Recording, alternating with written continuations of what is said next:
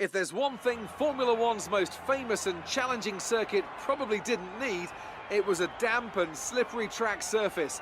It's time for a very tricky free practice session then, ahead of this weekend's Monaco Grand Prix.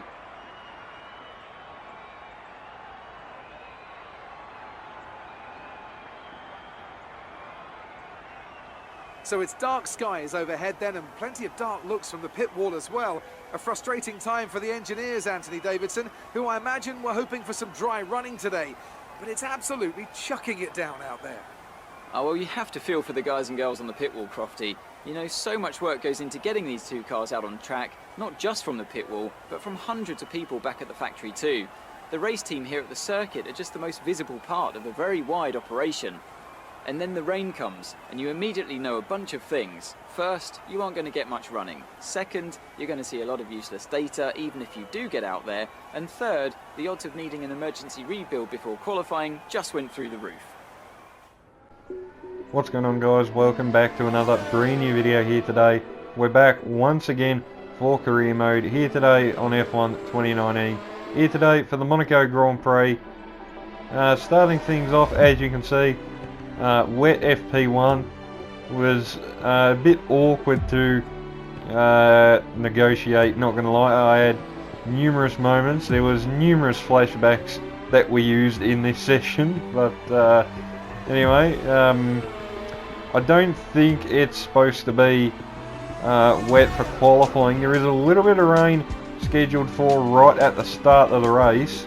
It's only light, so presumably that'll be on intermediate tyres, so we will have to be a little bit cautious on the amount of intermediate running I did in practice, and I only used one set of tyres.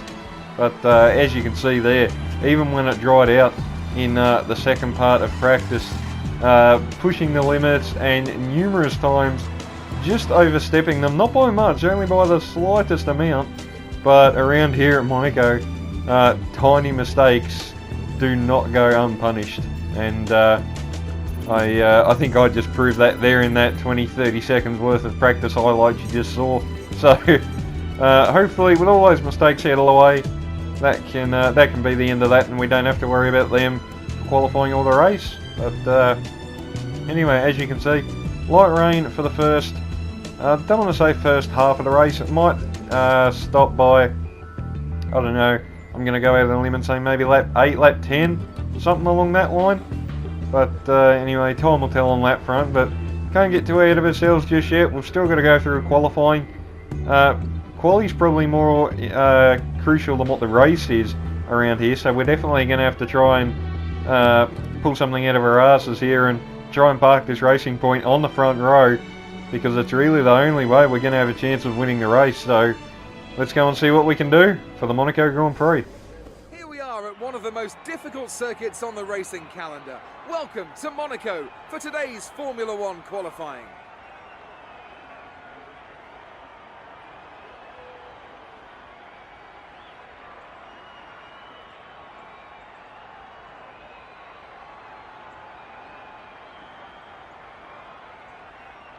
Looking at this field today, Anthony, do you think we're going to see anyone take a chance? Maybe run the hard tyres and save some of the grippier tyres for the race tomorrow?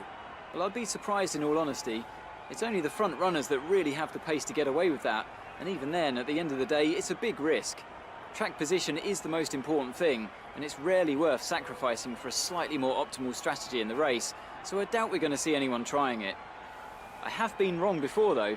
We certainly do see some risky decisions every now and then, and it's a gamble that's sometimes worth taking. But if it were me in the car, I would want to be on the fastest tyre for my qualifying lap, without a doubt. Alright, so here we are in the garage for the Monaco Grand Prix qualifying. Q1, I feel like I'm only going to need to do one run. I was pretty confident in the dry pace that I had for this race. Obviously Monaco on a controller ain't really the easiest thing in the world. We went out right at the start of the session to hopefully do what I was aiming to do, which was just one flying lap, but as you can see, we mounted the wall there at the end of our first lap. We still come across the line and go P1 for the moment.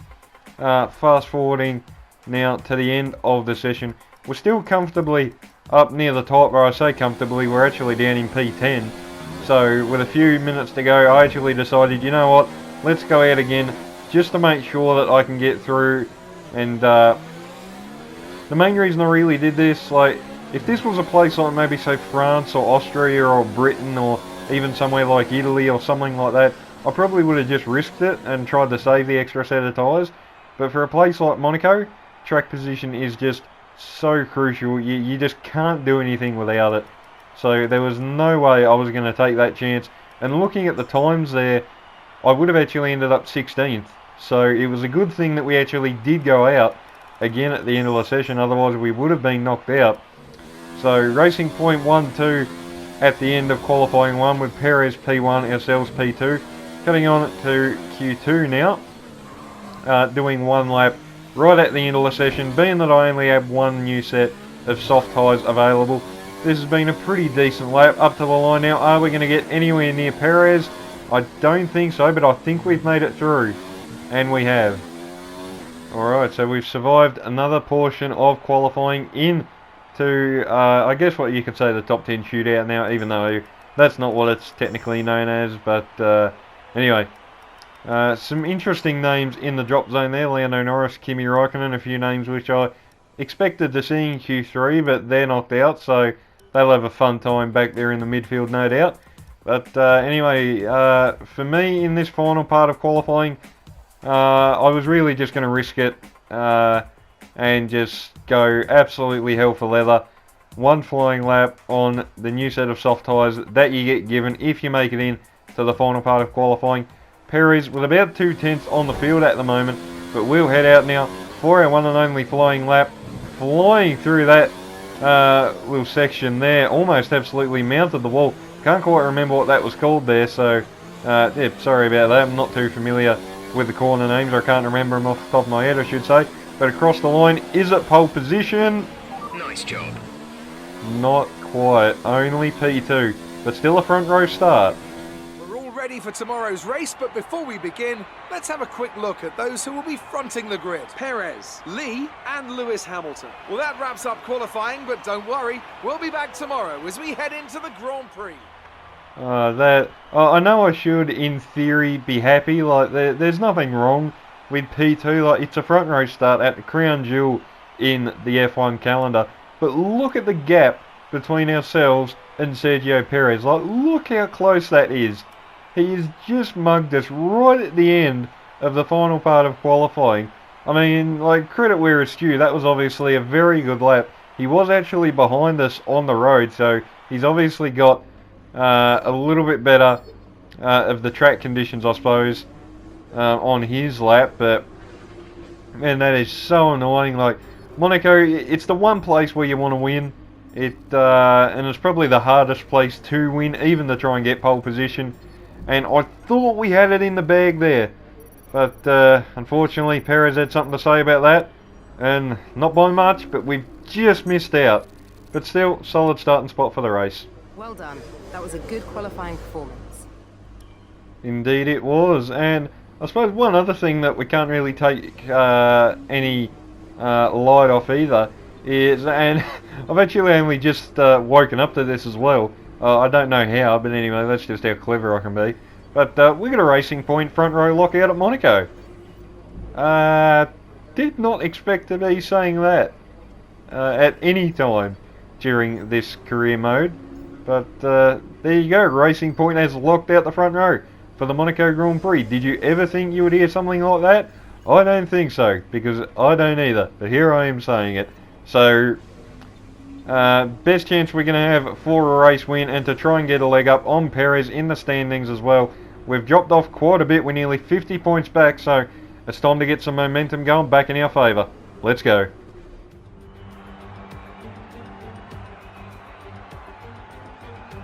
Take a deep breath and enjoy the moment. It's a very special time of the season once again, as we prepare for racing here this afternoon. There's no better test of driver, no more prestigious race to win, no bigger an occasion than the Monaco Grand Prix. We already see the lowest average speeds of the season here at the Circuit de Monaco, and they'll be even lower in the difficult conditions today. 19 corners make up this famous 2-mile track, and with the rain, it'll be even harder than usual to get that critical heat into the tyres. Don't be surprised if we see a safety car at some point during the Grand Prix. And I'm joined once again by Anthony Davidson to bring you the lowdown for today's race. Let's talk about Lee. That was a solid result in their last race. Can they keep that momentum going this weekend? There are never any guarantees in this business, but certainly the performance last time out would have boosted their confidence coming into this one.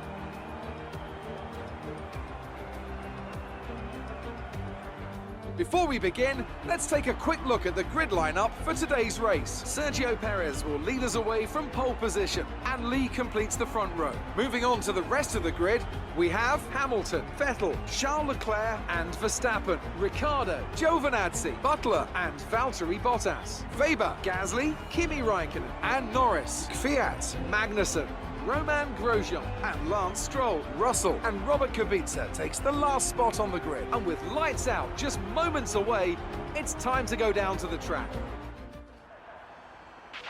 Okay, don't try anything silly into one. It's going to be crazy in there. Just do your best to stay out of trouble. Alright, thank you very much, boss. We will try and do that, but welcome guys to the grid of the Monaco Grand Prix. Light rain here to start off this 39 lap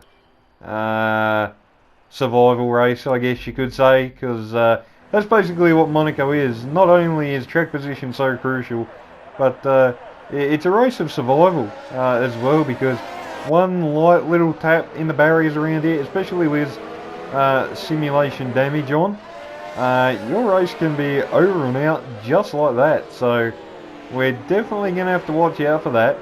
Now, for the start of this race, I was running two options through my head as to what I wanted to do. I either want to get a real good start and try and get around Perez by the time we get around the first turn, or if Perez gets a good launch, I want to at least be able to hang on to P2 and at least try and follow Perez, because I had a feeling that if he got clean air, he would streak away from the field, and probably myself included. Keep an eye on the lights. The start sequence will begin as soon as the grid has formed. Be ready with the clutch. Alright, so here we are, waiting for the last couple of AI to form up on the grid, keeping an eye on the track map, and it looks like everybody is back on the grid now. I think green flags are waving, so I think we are good to go. Alright, here we go. Awaiting 5 red lights for the Monaco Grand Prix here for Season 2. And away we go. Held the lights for a long time there. Looks like the initial getaway wasn't great, but going up through the gears now, we're alongside Perez side by side into turn 1, so close to making contact between the teammates, but we get the better run out of turn 1, and we have done exactly what we needed to do there. We have jumped the Mexican, we have got the lead here on the Monaco Grand Prix, and that was also crucial for our race, because now, at least for the next few minutes at least, we can control the race now. So yeah, we can just we can breathe now. We've got the first part of the job done. We're into the lead, and now we can control the race for the moment at least. Really just wanted to catch my breath now, settle down into a little bit of a rhythm. Perez maintains P2. Lewis Hamilton actually still in P3, but he got a lightning launch. Initially, I actually thought he was going to jump both me and Perez, but then it seemed as he went to go up to like second and third gear, that Red Bull just burst into wheel spin and really didn't go anywhere with that initial momentum he had. So that really hurt Lewis there. But polar opposite for us, our initial launch didn't look that great, but up through the gears we just got far superior traction to Hamilton and Perez, and that has allowed us to get the lead. Coming on to lap 6, DRS has been enabled. Now, this is where things got a little bit interesting, because at this point I'm running a few options through my head and I'm thinking, okay, what do we do now? Do we go to hard tyres and try and run to the end of 33 laps, probably going to be a bit of a stretch, but I think it should be doable. Or do I try and go for something like softs to mediums and pray that we can work our way back through traffic? Understood, copy that. Now, at this point, I wasn't really sure, so in the end I decided, okay, let's just go with hard tyres, because I felt like that's what everybody else was going to go with. So I thought, okay, I don't want to give up track position with maybe 15 laps to go or something, even though I would have fresher tyres. I didn't think I'd be able to work my way back through the traffic. So into the pits for a set of hard tyres, exit in the pits. Now, we're only back down in P7, and everybody ahead of us is still on the intermediate tyres, including our teammate Sergio Perez, because we were the leading racing point, so we had pit priority. So Perez has had to circle around for another lap on what almost looks like a bone dry track on intermediate tyres. So I can imagine everybody in front of us will be losing bucket loads of time to us, and indeed they are. As you can see, we've damn near caught up Lando Norris as he peels in, and he was a long way ahead of us when we come out of the pits. And you can see everybody in the pits there on the minimap. There is Perez, and he has lost a bucket load of time to us. We go through into the lead, Hamilton up to P2, Vettel P3, and Perez, as far as I can tell, has been demoted all the way back down to P4. So an absolute disaster for the Mexican. It was all looking so good Saturday evening for him, but the race has just not gone to plan for him at the moment. Anything still could happen though, long way to go, 27 laps, but at the moment we're looking good. So at this point in time, really just trying to settle down into the race now. We've got about a 2.5 second gap to Lewis Hamilton behind. Yellow flags back up there. As you can see, Charles Leclerc is out of the Monaco Grand Prix. So just like in real life, Leclerc has he's not had the best luck around Monaco, has he? 2018 in his debut he crashed out, and did the exact same thing in 2019. Antonio Giovinazzi is now out of the Grand Prix on the very next lap, and now we have a virtual safety car. So this definitely spices this race up. I definitely did think about a pit stop, but I decided against it.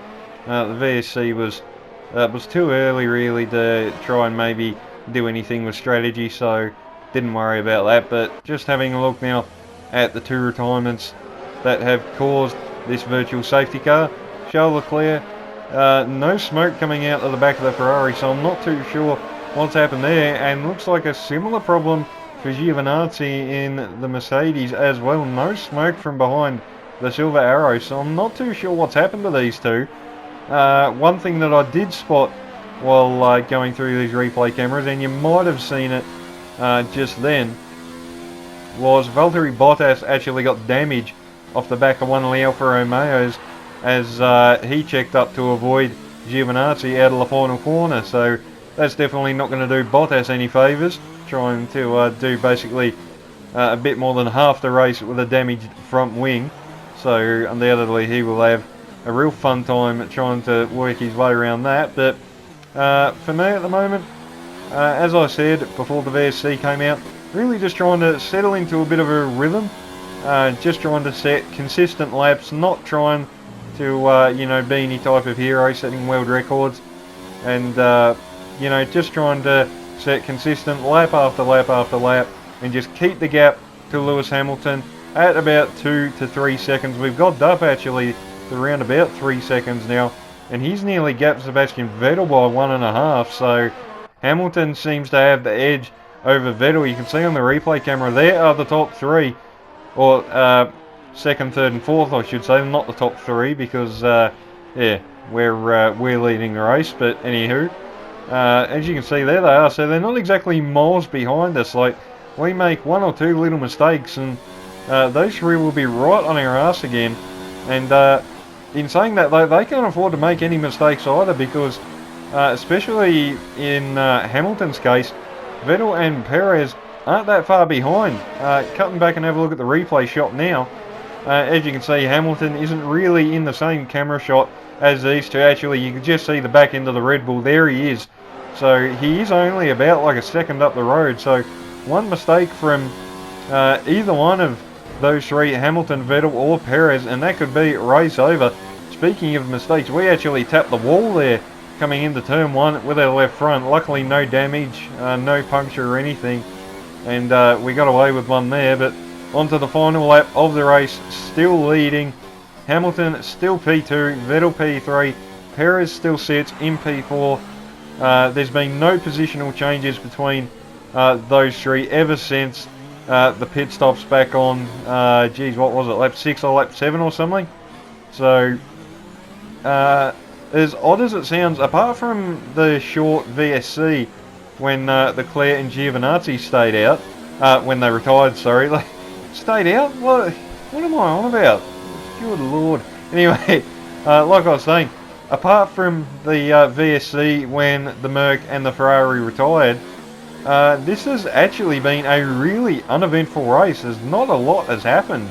But anyway, it's been a while since I've been able to say we've won a race, and in a few moments' time, I think I'm going to be able to say it again. Round to the final corner now. Lewis Hamilton is going to be P2 with Sebastian Vettel P3, Perez P4. But for us, as we come across the line, and that is the win at the Monaco Grand Prix. Get in there.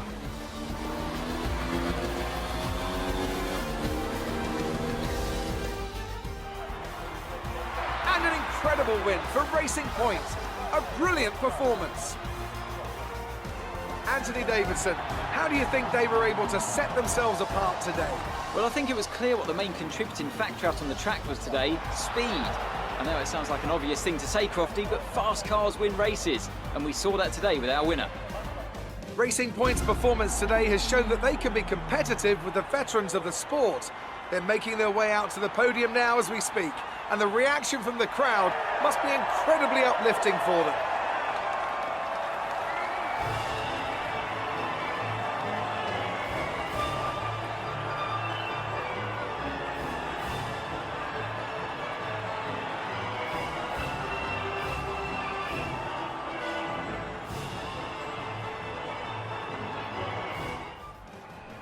Alright, so there we go guys, that has been today's video. Season 2 of Career Mode here for the Monaco Grand Prix. We have only gone and won the bloody thing. Perez, I kind of feel a little bit sorry for him, to be honest. I mean, we screwed him over there, obviously having pit priority, him having to stay out the extra lap. But I don't think he had any other choice really, because if he had have chose to come in and double stack, he would have lost an absolute bucket load of time, and he probably would have been lucky to finish in the top 5. So I think P4 was the best that he could have got, but I'm not too worried about that. I just can't believe it. We've done it again. I think that's actually 2 from 2 for us at Monaco, so undefeated at the Monaco Grand Prix. How about that? I'll actually have to go double check that real quick. I'm pretty sure we won back in Season 1, but anyway, we closed the gap to Perez in the championship. So all in all, this has been a bloody solid race. Alright, so you can scratch what I said a moment ago as well. I just went back and checked. We did not win the Monaco Grand Prix in Season 1. I actually come home in P3. So apologies for that. I've kind of got all hyped up and excited there, thinking that that was 2 from 2, but no, it wasn't. But in saying that, we've finished on the podium in both races at Monaco, so I think that's still something to be pretty damn proud of. But we finally got a leg up on Perez in a race here in Season 2. Looks like one of your rivals has also been invited to a historical event. This could be a good opportunity to play up your rivalry for the press and expand your reputation. Alright, cheers for that, Emma. And once again, I must respond by saying I don't really care all too much about the invitational events, but anyway, I'll still do a few of them off camera here and there when I can be bothered anyway. But thank you guys for watching. Hope you all have enjoyed. We have won the Monaco Grand Prix, and finally we've beaten our teammate Sergio Perez. I think that's the first time we've actually beaten him in Season 2, so hopefully that can be an omen for things to come throughout the rest of this championship campaign. Hopefully we can take the fight to him and the Ferraris as well. They're no slouch by any stretch of the imagination, so we're definitely going to have to keep upgrading and keep pushing ourselves as well. to try and get the absolute maximum, not just out of the car, but as I said, out of myself as well, because the way that the first 6 races of this championship have played out, it's going to take a Herculean effort to stop Ferrari and Sergio Perez from making it a 3-way fight for the championship. We're going to try and do everything we can, obviously, because we want to win that championship as well, and I'm going to do everything in my power to try and make that happen. But that's it from me today, guys. If you all enjoyed it, remember to leave a like, subscribe, so you can stay tuned for plenty more. We'll try and have a new video out maybe in the next 2-3 days. I'll just see what happens. Obviously, I've got a few things on my plate that I'm trying to sort out as well. But anyway, until my next video, hope you all have a good one, and I will see you all next time.